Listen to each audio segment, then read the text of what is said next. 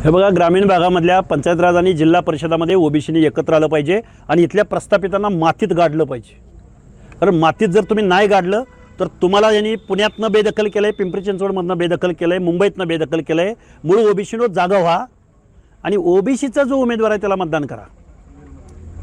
आज मी वीरमध्ये आलो आहे, इथं नाथ मस्कोबाला मी दर्शन घेतलं आहे.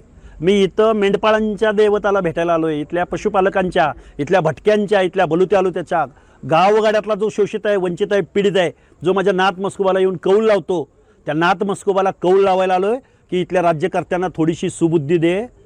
इथलं राजकारणातली मान सन्मानाची पदं, इज्जतीची पदं, कुटुंबाच्या पलीकडं या गावगाड्यातल्या सगळ्या बलुतेदारांना आलुतेदारांना पण सामावून घ्या. कारखाने तुमच्याच घरात ठेवू नका, आमदारक्या खासदारक्या तुमच्याच घरात ठेवू नका.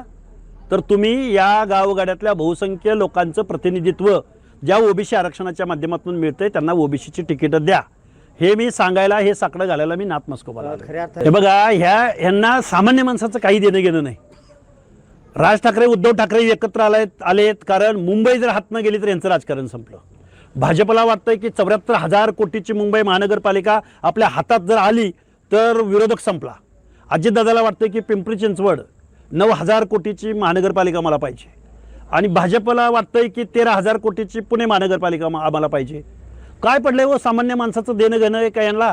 दीनदलितांचं देणं घेणं आहे का? स्लम्सचं देणं घेणं आहे का? झोपडपट्ट्यामधल्या रस्त्यांचं, आरोग्याच्या सुविधांचं देणं घेणं आहे? अरे एकही माणूस सामान्य कुटुंबावर बोलायला तयार नाही, सामान्य जनतेच्या प्रश्नावर बोलायला तयार नाही. दादानं बोलावर लांडगेवर, लांडगेनं बोलावर दादांवर, मोहोळांनी बोलावं दादावर, दादांनी बोलावर मोहोळावर, आणि हे सगळे सत्तेत एकमेकाच्या मांडीला मांडी लावून. म्हणजे देवाभाऊ मुख्यमंत्री आणि अजितदादा उपमुख्यमंत्री. वारे आणि आम्हाला काय चाललंय नक्की? तुम्ही तिथं सत्य द्या ना राजीनामा. दादा, तुम्हाला भाजपवर टीका करायची, द्या उपमुख्यमंत्री पदाचा राजीनामा. अरे सत्तेची फळं भोगता तुम्ही आणि तुम्ही इथं येऊन एकमेकावर टीका. ही नुरा कुस्ती आहे. यांनी ठरवलंय की तू माझ्यावर बोल, मी तुझ्यावर बोलतो, तू मारल्यासारखं कर, मी रडल्यासारखं करतो. हे मिली बघत आहे. सामान्य माणसाचं देणं घेणं कुणाला आहे? त्यामुळं महाराष्ट्रात काय चाललंय कुणाला काही कळत नाही. बघा, काँग्रेसची युती वंचित बरोबर, काँग्रेसची युती राष्ट्रवादी बरोबर, शरद पवारांबरोबर, शरद पवारांच्या राष्ट्रवादीची युती अजितदादांच्या राष्ट्रवादी बरोबर, अजितदादांची युती भाजपा बरोबर, भाजपाची युती एकनाथ शिंदेबरोबर, पुन्हा या सगळ्यांची युती अरे उद्धव ठाकरेंबरोबर पण युती आहे. इथं अजितदादा आणि शरद पवारांच्या पक्षाची युती पुण्यामध्ये आणि तिथं शरद पवार आणि ठाकरेंची युती आहे. काय चाललंय? वंचित सुद्धा यात सामील आहे. वंचितची काँग्रेस बरोबर युती आहे, काँग्रेसची राष्ट्रवादी बरोबर युती आहे, पुन्हा शेकापची भाजप बरोबर, शिवसेनेबरोबर युती आहे. अरे कोण विरोधात? कोणतरी विरोधकाची भूमिका गाजवा. कुणीतरी रस्त्यावरती या बेताल सत्ताधाऱ्यांच्या विरोधामध्ये आवाज उठवा. सगळे सत्तेच्या सावलीला आणि गोरगरीब जनता मात्र बाजूला आहे. इथं तुम्हाला पैसे दिले जाणार आहेत मताला. तुम्ही लाख मोलाचं मत पैशाला विकू नका.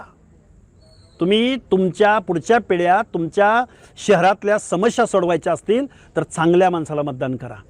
आता कुणाला काय वाटेल, कुणाला काय वाटेल, मतदान पैशावर विकत घेणारी मंडळी इथं जन्माला आलेली आहेत.